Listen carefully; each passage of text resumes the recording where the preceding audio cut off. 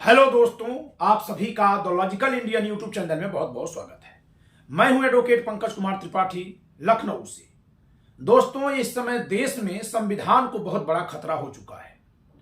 संविधान में दो बातें लिखी हैं, मूल अधिकार के तौर पर दो बातें लिखी हैं।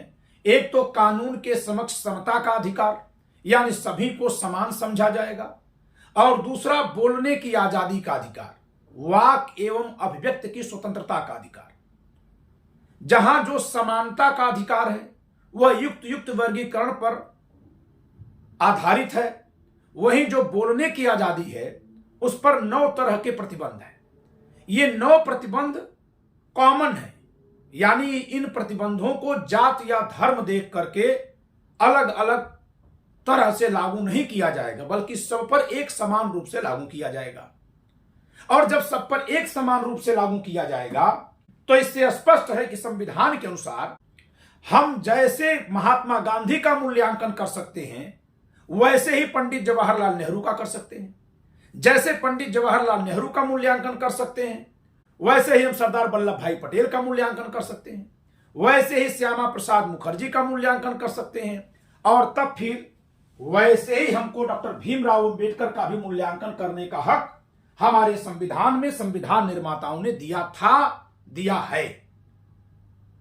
लेकिन SC/ST एक्ट में ऐसे प्रावधान कर दिए गए हैं जो न केवल असमानता पैदा कर रहे हैं, बल्कि संविधान के अधीन हमें जो बोलने की आजादी मिली है वो जिन 9 प्रतिबंधों के अधीन मिली है, उन प्रतिबंधों से आगे जाकर एक और आधार पर प्रतिबंध लगाकर बोलने की आजादी को प्रतिबंधित किया गया है। वह किस आधार पर प्रतिबंधित किया गया इस अधिनियम में, इसकी चर्चा मैं बाद में करूंगा। लेकिन वर्तमान में जो घटित हो रहा है, विगत कई दशकों से घटित हो रहा है, वह अब जब सामने आ रहा है और कहते हैं कि जब अपने पर पड़ती है तब समझ में आता है, तो अब मुझे समझ में आ रहा है कि डॉक्टर भीमराव अंबेडकर का मूल्यांकन करने में, जबकि मैं इन्हीं के दस्तावेजों से इनका मूल्यांकन कर रहा हूं, और न केवल इन्हीं के दस्तावेजों से इनका मूल्यांकन कर रहा हूं, बल्कि संविधान सभा में इनके द्वारा दिए गए सुझावों के आधार पर मूल्यांकन कर रहा हूं, संविधान सभा में इनके द्वारा दिए गए भाषणों के आधार पर इनका मूल्यांकन कर रहा हूं। और हद तो यह है कि जिन कार्यों का इनको अनावश्यक श्रेय दिया जाता है, जैसे सार्वजनिक मताधिकार की मांग सबसे पहले पंडित मोतीलाल नेहरू की कमेटी ने अपने रिपोर्ट में 28 अगस्त 1928 को कर दी थी। उसी रिपोर्ट को बाद में ये साइमन आयोग के सामने ले जाते हैं और वहां ये कहते हैं कि जैसे सार्वजनिक वयस्क मताधिकार की मांग मोतीलाल नेहरू रिपोर्ट में की गई है, वैसे ही मैं भी कर रहा हूं। इस पर अंग्रेज अधिकारी इनसे सवाल करते हैं, और सवाल करने में जो सबसे कठिन सवाल इनसे किया जाता है वह पूरा संवाद इनके वॉल्यूम में है, मैं आपको दिखाऊंगा अभी इस वीडियो में नहीं, किसी और वीडियो में। उसमें जब इनसे अधिकारी पूछते हैं कि क्या आप सार्वजनिक वयस्क मताधिकार देने में जो जरायम पेशा जातियां हैं और जो जंगलों में रहने वाले, पर्वतों में रहने वाले जनजातीय लोग हैं, उनको भी मताधिकार देने की बात कर रहे हैं? तो डॉक्टर अंबेडकर कहते हैं कि नहीं, मैं उनके अधिकार की बात नहीं कर रहा हूं। अब बताइए दोस्तों कि यह बात बता देना यदि अपराध हो जाएगा तो फिर संविधान में स्वतंत्रता का क्या मतलब रह गया? यानी ये दो बातें, एक तो कि डॉक्टर अंबेडकर ने क्या नहीं किया, और दूसरा कि क्या करने से मना कर दिया। सार्वजनिक वयस्क मताधिकार की मांग सबसे पहले नेहरू रिपोर्ट में पंडित मोतीलाल नेहरू ने जो तैयार किया था संविधान, उसमें की गई। यदि यह बात बता देने पर डॉक्टर भीमराव अंबेडकर का अपमान मान लिया जाए और यह अपमान कह करके SC/ST एक्ट लगाने की धमकी दी जाए, इसी तरह से संविधान का पहला ड्राफ्ट सर BN राव ने तैयार किया था। ड्राफ्टिंग कमेटी का नाम ड्राफ्टिंग कमेटी नहीं है, to scrutinize the draft constitution committee है। कमेटियों में सबसे बड़ी कमेटी एडवाइजरी कमेटी थी, जिसमें 50 चुने हुए सदस्य थे, शेष नामित सदस्य थे, और उसके अध्यक्ष थे सरदार वल्लभ भाई पटेल। सरदार वल्लभ भाई पटेल ने ही मूल अधिकारों पर जो आरंभिक बहस चली थी संविधान सभा में, उसका संचालन किया है। और जिस तरह से उस समय मूल अधिकार पारित हो गए, 99% उसी रूप में संविधान में आज मूल अधिकार हैं। तो क्या सरदार वल्लभ भाई पटेल के योगदान को बता देना, सर BN राव के योगदान को बता देना, पंडित जवाहरलाल नेहरू के योगदान को बता देना, डॉक्टर राजेंद्र प्रसाद के योगदान को बता देना, पंडित मोतीलाल नेहरू की रिपोर्ट से जो बात आई उस योगदान को बता देना, क्या यह सब किसी अन्य महापुरुष का अपमान है? लेकिन आजकल इस तरह की धमकियां दी जा रही हैं। जब मैंने डॉक्टर भीमराव अंबेडकर के संपूर्ण वांग्मय से इन तथ्यों को निकाल कर आपके सामने रखना शुरू किया, जब मैंने यह बताया कि कैसे 1942 में जिस समय भारत छोड़ो आंदोलन हो रहा था, पूरा भारत लड़ रहा था, कैसे जिस समय भारत में अंग्रेजों से लड़ने के लिए सुभाष चंद्र बोस आजाद हिंद फौज बना रहे थे, उस समय डॉक्टर भीमराव अंबेडकर 18 जुलाई 1942 को वायसराय के परिषद में सदस्य बन जाते हैं और ये सितंबर 1946 तक उस पद पर रहते हैं। जब भारत में संविधान सभा बन जाती है, इसके बाद उस परिषद को भंग किया जाता है और वहां से इनका कार्यकाल समाप्त होता है, वहां से हटते हैं ये। लेकिन ये 1951 में आकर के अंग्रेजों पर सवाल करते हैं, उसके पहले कहीं नहीं करते हैं। तो क्या इन तथ्यों का खुलासा करना जो इन्हीं की किताब में लिखा है, यह इनका अपमान है? तो फिर मैं आपसे सवाल पूछता हूं कि वो क्या है जो सर BN राव के बारे में गंदी गंदी बातें बोली जा रही हैं? क्या सर BN राव का इस देश में सम्मान नहीं होना चाहिए? क्या महात्मा गांधी पर जो गंदी गंदी गालियों की बरसात होती है वह इस देश के लोगों की भावनाओं को आहत करने वाला कार्य नहीं है? क्या महात्मा गांधी को संविधान में 2ym दर्जे पर रखा जाए और डॉक्टर भीमराव अंबेडकर को ऊपर रखा जाए? क्या ऐसा कानून यदि बनता है तो संविधान सम्मत है कि इन सभी महापुरुषों का देश में जो योगदान है उसका अध्ययन करने के लिए हम सबको संविधान बराबर अधिकार देता है? यदि संविधान बराबर अधिकार देता है तो फिर जो मुझे धमकी दी जा रही है, यह धमकी देने वाले जरा बताएं कि इसी तरह की भाषा जब कोई महात्मा गांधी के लिए बोल रहा है, क्या उस पर भी केस होगा दर्ज? मुझे एक धमकी आई है दोस्तों जेल में भिजवाने की। इसमें लिखा हुआ है, अंकित कुमार नाम के किसी यूजर ने हमारी इस वीडियो पर लिखा है, ग्वालियर में अनिल मिश्रा तो गिरफ्तार करवा दिया, लगता तुझे भी गिरफ्तार करवाना पड़ेगा। तुझ पर तो अपने एक अनुसूचित जाति के दोस्त से कहकर SC/ST एक्ट लगवाऊंगा। उस दोस्त से बोलूंगा कि अपनी वीडियो में आपकी जात का नाम लेकर बोलता है। इसके नीचे एक व्यक्ति लिख रहे हैं, आज पंकज त्रिपाठी के अंदर का ब्राह्मण बाहर आ गया, आज तुमने अपना असली चेहरा दिखा दिया। जरा बताइए दोस्तों, अन्य लोगों की जातियों का उल्लेख जो लोग कर रहे हैं, अगर उनकी जात का नाम लेकर लिख दिया जाए कि आपने अपनी जात का असली चेहरा दिखा दिया तो यह अपराध है। अब मैं आता हूं कि आखिर SC/ST कानून किसने बनवाया और इसका उद्देश्य क्या था और यह कहां पहुंच रहा है।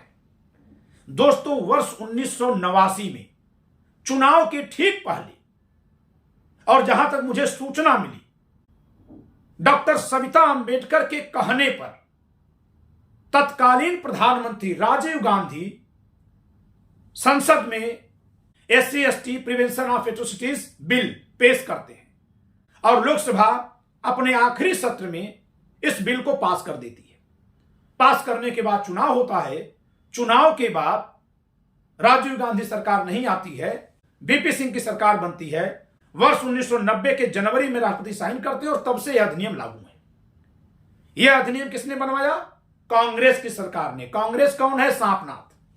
अब 2015 में जब नरेंद्र मोदी सरकार में आते हैं तो जो राजीव गांधी ने अधिनियम बनाया था जिसमें 15 कृत्यों को अपराध बनाया गया था, उनमें 14 और नए कृत्यों को अपराध बनाने का संशोधन करते हुए कुल 29 कृत्यों को अपराध घोषित करवाते हैं। नरेंद्र मोदी की सरकार, भाजपा की सरकार 2015 में यह संशोधन करती है। यह कौन सी सरकार है? यह नागनाथ वाली सरकार है। मैं अपने दलित भाइयों से, अंबेडकर वादियों से इस तरफ ध्यान देने के लिए आग्रह कर रहा हूं कि आखिर पहले कांग्रेस ने इस अधिनियम को बनाया, बाद में जिस मोदी सरकार को अपना विरोधी मानते हैं उसी मोदी सरकार ने इस अधिनियम को इतना क्यों बढ़ाया। और अन्य सबको एक सूचना दे दें कि इस अधिनियम के तहत यदि कोई FIR लिखवाता है तो उसे फौरन 25,000 रुपए मिल जाते हैं। चार्जशीट लगते ही 50,000 रुपए और मिलते हैं और यदि वह व्यक्ति दोषी पाया जाता है तो 25,000 और कुल 1 लाख रुपया इसमें आपराधिक प्रक्रिया शुरू करवाने पर मिलते हैं। तो नरेंद्र मोदी की सरकार ने इस अधिनियम को इतना ज्यादा क्यों बढ़ाया? यह सोचने वाली बात है, यह देखने वाली बात है। जब से 2014 में नरेंद्र मोदी सरकार आई है, तब से आप देखिए कि सड़क पर हर जगह दलित आंदोलन होते रहते हैं। इसी समय पर अगर किसानों का आंदोलन होगा, कुचल दिया जाएगा, पहलवानों का आंदोलन होगा, कुचला जाएगा। मुसलमान तो कहीं आंदोलन कर नहीं सकते, लेकिन दलित आंदोलन को पूरी छूट है। ऐसा नहीं है कि दलित यदि किसी के बारे में कुछ अपशब्द बकता तो अपराध नहीं है, SC/ST एक्ट में नहीं है, लेकिन IPC और अब BNS में वह भी अपराध है। मनुस्मृति जलाना भी अपराध है। जी हां, हिंदू धर्म की किताबों के बारे में गंदी बातें करना भी अपराध है।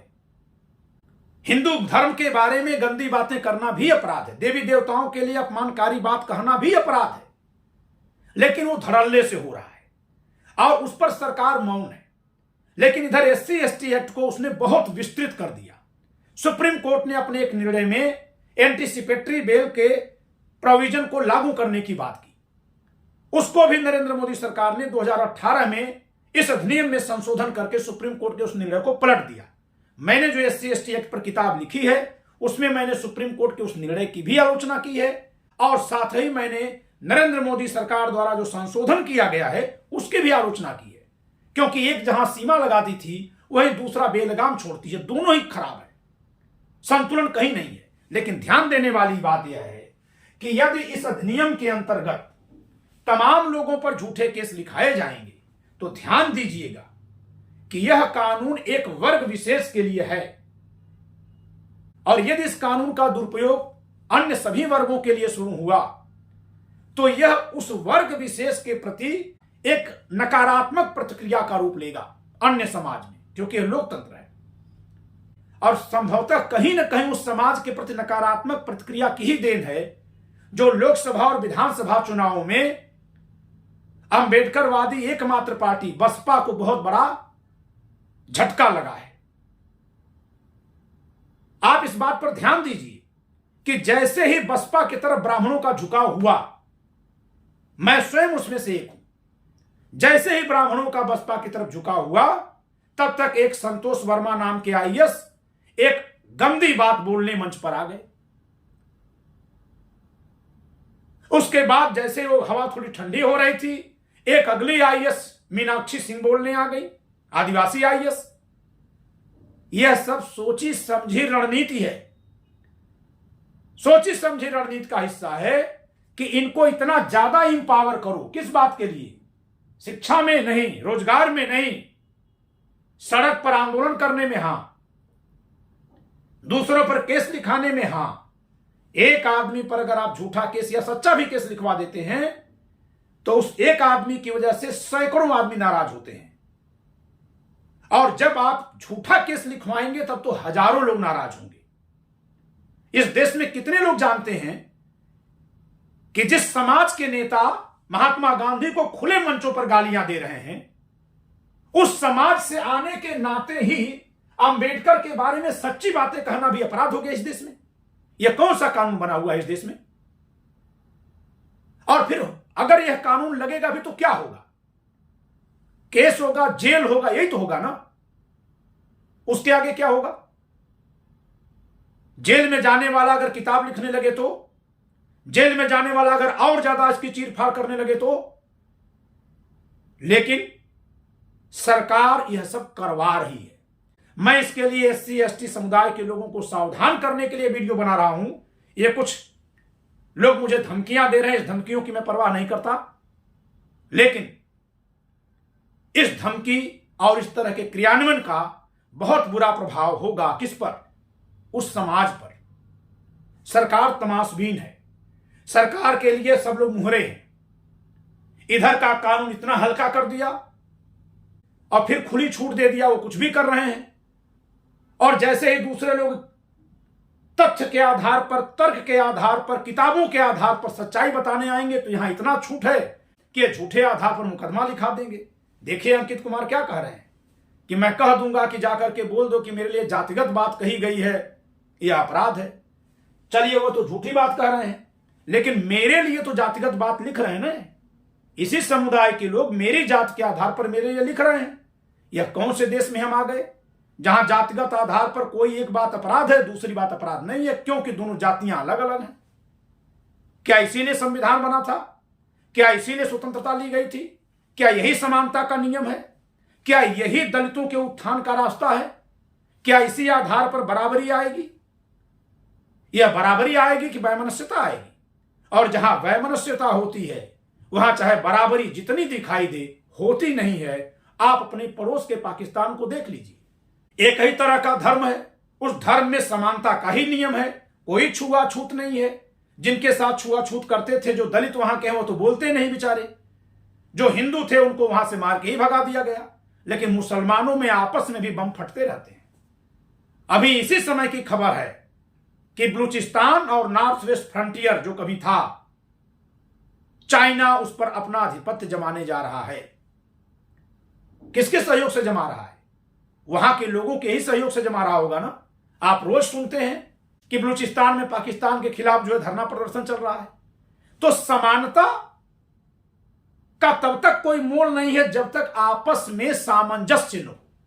यदि वैमनस्यता है तो समानता होकर भी समानता कदापि नहीं हो सकती, कदापि नहीं हो सकती। एक बात मैं और कहूंगा, जब आप धमकी आ ही गई है, वैसे तो फोन पर कई बार धमकी आई है, दो तरह की धमकी आ रही है। एक सज्जन एक दिन फोन किया और धमकी दे रहे हैं कि आपको पता है आप लोग 3% है और हम लोग और मुसलमान मिलकर इतना ज्यादा है कि आपको समझ में आ जाएगा। एक बुजुर्ग सज्जन है, वो लिख रहे हैं कि आपकी सरकार है तो बोल लीजिए, हमारी जब आएगी तो हम बताएंगे। वाह, अरे भाई ये सरकार आपकी है, आप गलतफहमी में है कि सरकार हमारी है। हमारी सरकार ये नहीं है, यह सरकार संविधान प्रेमियों की नहीं है। यदि होती तो जिस तरह से SC/ST एक्ट को विस्तारित कर दिया 2015 में नरेंद्र मोदी ने, वैसा कार्य वो नहीं करते, क्योंकि वो संविधान के खिलाफ उन्होंने किया।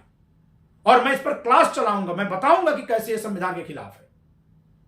जरूरत पड़ेगी तो इस पर PIL डाली जाएगी, और नहीं अगर PIL में सुनवाई होगी तो समाज जागरूक होगा, ताकि नरेंद्र मोदी सरकार ने जो कार्य किया है वो दिखाई दे। लेकिन यह जो प्रावधान जोड़े गए हैं वे कहीं भी संविधान के सिद्धांतों के अनुकूल नहीं है।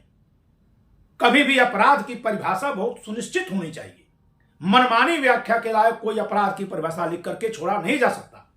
यह संविधानवाद के खिलाफ है और वही इस अधिनियम में संशोधन करके नरेंद्र मोदी सरकार ने आते ही किया है। तो अब जरा पॉलिटिकल इसमें गेम समझिए। बाबा जी लोग यानी ब्राह्मण लोग अगर भाजपा से हट करके सपा में, कांग्रेस में, RJD में, अन्य पार्टी में जाएंगे तो फौरन कोई दलित खड़ा होगा और गाली बकेगा ब्राह्मणों को, और जैसे ये इधर बोलेंगे तो इन पर हो जाएगा मुकदमा। मुकदमा होगा तो किसके अधीन जाएंगे? उसी सरकार के अधीन जिसने ये केस लिखवाया है। तो कमजोर कौन होगा? जिसके पक्ष में बोलने गए थे, जिसके पक्ष में बोलने गए थे। क्यों? क्योंकि बोलने वाला कौन है इस देश में? अभी भी सबसे ज्यादा बोलने वाली क्षमता ब्राह्मण के ही पास है। तो इस तरह से वर्तमान सरकार बोलने वालों पर, तार्किक बात करने वालों पर शायद अंकुश लगाने के लिए, संभवतः अंकुश लगाने के लिए इस तरह का कानून बनवाई, और जो वह चाह रही है वही दिखाई दे रहा है, वही दिखाई दे रहा है। अन्यथा जो संविधान प्रेमी होगा वह कभी भी सर BN राव को अपमानजनक भाषा से संबोधित नहीं करेगा। लेकिन मैंने देखा है कि दलित समाज के शेड्यूल कास्ट के प्रोफेसर लोगों ने अपमानजनक भाषा का प्रयोग किया सर BN राव के लिए। मैंने जब पढ़ना शुरू किया तो पता चल रहा है कि अप्रैल 1947 में भारत की केंद्रीय असेंबली में हिंदू कोड बिल पेश हो चुका था। तो जब बिल पेश हो गया तो उसका ड्राफ्ट कौन बनाया हुजूर? डॉक्टर भीमराव अंबेडकर 15 अगस्त 1947 को कानून मंत्री बनेंगे और 1947 के दिसंबर में इनको हिंदू कोड बिल दिया जाएगा बहस करवाने के लिए। तो अगर कोई कह देगा कि हिंदू कोड बिल का ड्राफ्ट तैयार करने वाली कमेटी के प्रेसिडेंट BN राव थे तो यह अपराध हो गया। यह किस तरह का कानून बनाया गया देश में? और अगर बनाया गया तो क्यों बनाया गया? इससे SC/ST का कौन सा भला होने वाला है? वह समाज स्वयं चिंतन करे, सोचे अन्यथा जो मुझे दिख रहा वह यह है कि इस तरह की बात फैलाने की कोशिश चली है, जिसको हमारे जैसे लोगों ने संविधान का प्रचार प्रसार करके थोड़ा दूर किया है, कि यह कोशिश चली है कि यह बता दो, समाज को समझा दो कि यह संविधान केवल इन्होंने ही लिखा और केवल इन्होंने लिखा और किसी ने नहीं लिखा। और यह भी कह दो कि इनके लोगों का एहसान है शेष भारत पर, जो उनके में से एक व्यक्ति ने संविधान लिख करके शेष लोगों को आजादी दिला दी। और ऐसा कह करके सोशल टेंशन बढ़ाओ, सोशल टेंशन बढ़ाओ, इतना बढ़ा दो कि शेष भारत के लोग ये कहने लगे कि अगर इन्होंने ही संविधान लिखा है तो लो भैया रखो, हम नहीं मानेंगे इसको। और इसी साजिश में शेड्यूल कास्ट के लोग ट्रैप हो रहे हैं, या कि 25,000 50,000 जो मिल जा रहा है मुकदमा लिखाने पर, वह उनको दिखाई दे रहा है। लेकिन चाहे जो भी है, यह संविधान सम्मत नहीं हो रहा है। संविधान हमें सबका मूल्यांकन करने का बराबर अवसर और हक देता है। यदि इस देश में संविधान सभा के सभी सदस्यों ने, लगभग सभी सदस्यों ने संविधान सभा की डिबेट में महात्मा गांधी को राष्ट्रपिता कहकर के संबोधित किया है, तो यह सवाल उठेगा कि उसी संविधान की दुहाई देने वाले, उसी संविधान को मानने वाले एक वैकल्पिक राष्ट्रपिता कहां से खड़ा कर रहे हैं, क्यों खड़ा कर रहे हैं? और यदि वे महात्मा गांधी को वहां से हटा रहे हैं, तो क्या वे उनके जैसे ही नहीं है जो उनसे पहले राष्ट्रपिता के नाते महात्मा गांधी का विरोध कर रहे थे? फिर ये उनसे अलग कैसे है? इन तमाम बातों पर सवाल उठेगा। क्यों? क्योंकि बात जब तार्किकता के, न्यायप्रियता के दायरे में रहते हुए स्वतंत्रता के अधिकार का प्रयोग करते हुए की जाएगी, और तब भी यदि जुबान बंद करने की कोशिश होगी, तो फिर संविधान का भी मूल्यांकन शुरू किया जाएगा। संविधान का मूल्यांकन होगा कि आखिर इसमें ऐसा क्या लिखा था, कहां से पावर मिल गई कि इस तरह के कानून बनने लगे। यह भी चर्चा चलेगी। वैसे तो जिस सज्जन ने कमेंट लिखा है, उस कमेंट को मिटाकर हट गए वहां से, और मुझे उसी समाज के, शेड्यूल कास्ट समाज के ही एक व्यक्ति ने, जो मेरे चाहने वाले हैं, उन्होंने मुझे भेजा है। स्क्रीनशॉट उन्होंने ले लिया था, उन्होंने मुझे भेजा है। लेकिन मूल्यांकन होने दीजिए, और मूल्यांकन को कानूनों से नहीं रोका जा सकता। जितना रोकेंगे उतना ही ज्यादा लोगों में सवाल पैदा होगा।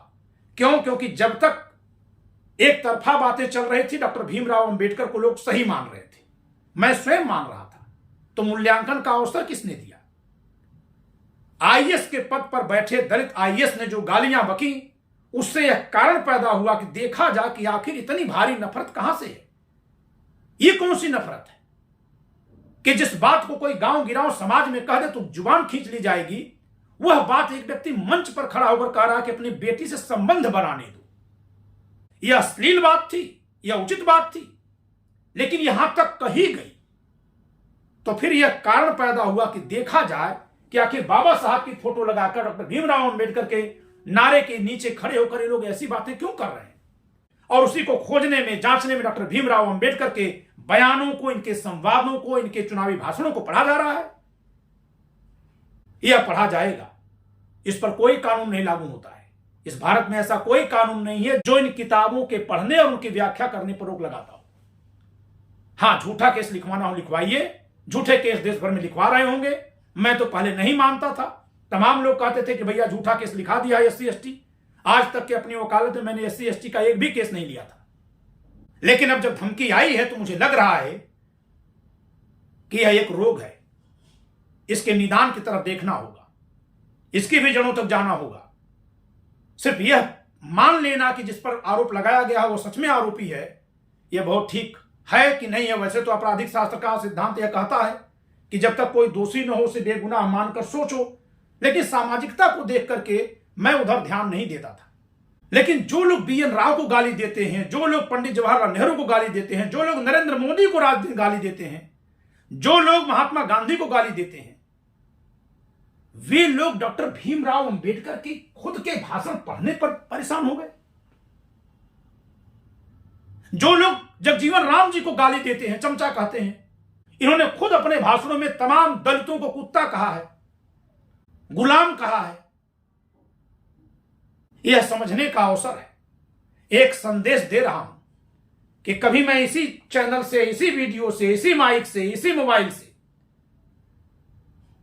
दावे के साथ कहा था कि 2027 में बीएसपी की सरकार आ रही है, लेकिन क्या वह घोषणा मात्र इस आधार पर थी कि बीएसपी का चुनाव चिन्ह हाथी है इसलिए चुनाव जीत रहे हैं? उसके पीछे मैंने एक शर्त लगाई थी कि क्योंकि मायावती जी ने सर्वजन की पुकार की है और इस समय और कोई भी पार्टी सर्वजन की बात नहीं कर रही है। पहले अखिलेश यादव सबकी बात किए थे संविधान के हवाले से, फिर बाद में वो पीडीए की तरफ चले गए। अब अगर अंबेडकरवादी लोग सर्वजन की जगह पर अपने तहत नारा लगा करके सर्वजन के खिलाफ के और बहुजन की बात करेंगे या मूल निवासी की बात करेंगे या अन्य लोगों को सजा दिलाने की बात करेंगे, तो इसका खामियाजा उन पार्टियों को भुगतना पड़ेगा जिन पार्टियों को यह लोग जीतते हुए देखना चाहते हैं। आखिर जिस किसी ने धमकी दी है कि आपकी सरकार है, जबकि बताइए दोस्तों, मेरे सारे वीडियो देख लीजिए, आपको समझ में आ जाएगा कि मोदी सरकार मेरी सरकार है। तो जात के आधार पर ही तो मूल्यांकन हुआ ना। तो जरा सोचिए कि जब जात के आधार पर आप मुझे भाजपा का ही सदस्य मान रहे हैं और अपने को आप बीएसपी का सपोर्टर ही मान रहे हैं, तो फिर आपके साथ कोई क्यों खड़ा होगा? क्या उसकी गरज पड़ी है? अब तो सवाल इस पर उठेगा कि जब डॉक्टर अंबेडकर ने कहा कि छुआछूत हटाओ, उसी समय उनसे पहले से स्वामी सहजानंद कह रहे थे, रविंद्रनाथ ठाकुर जिनको रविंद्रनाथ टैगोर कहा जा रहा है वे कह रहे थे, महात्मा गांधी तमाम आंदोलन चलाए थे और बहुत आखिरी तक बहुत सारे नेता चला रहे थे। फिर तो उनको यह सब आंदोलन करना ही नहीं चाहिए था, क्योंकि छुआछूत की समस्या तो इनकी थी, ये जाने ये लोग करें। फिर तो हम जैसे लोग जो समाज सुधार के लिए आवाज उठाते उठाना ही नहीं चाहिए। ये जो हुक्मरान बनने का भाव पैदा हो गया है कि हम हुक्मरान बनेंगे, वो आप जो है अपने को चुनाव में वोट देने के लिए कहते थे, और यह भाव अगर हर एक सदस्य में हो जाएगा तो वो भी हुक्मरान है, हुक्मरान है, तो यह दलित समाज में सामंतवादी सोच आ जाएगी। और वही सोच कहीं ना कहीं दिख रही है, वह सोच दिख रही है। संविधानवाद के साथ सामंतवाद कदापि मेल नहीं खाता, ये दोनों एक साथ चल ही नहीं सकता। या तो यह सामंतवादी मानसिकता छोड़नी पड़ेगी या संविधान छूट जाएगा। यह पूरे समाज को तय करना है कि हमें सामंती मानसिकताओं की तरफ लौटना है या हमें संविधान के साथ, समानता के नियम के साथ, सबके आदर के साथ, सबके सामूहिकता के साथ सौहार्दपूर्ण जीवन जीने के लिए आगे बढ़ते जाना है। इस वीडियो में इतना ही। वीडियो लाइक करिएगा, शेयर करिएगा, चैनल सब्सक्राइब न किए सब्सक्राइब करिएगा। जय संविधान।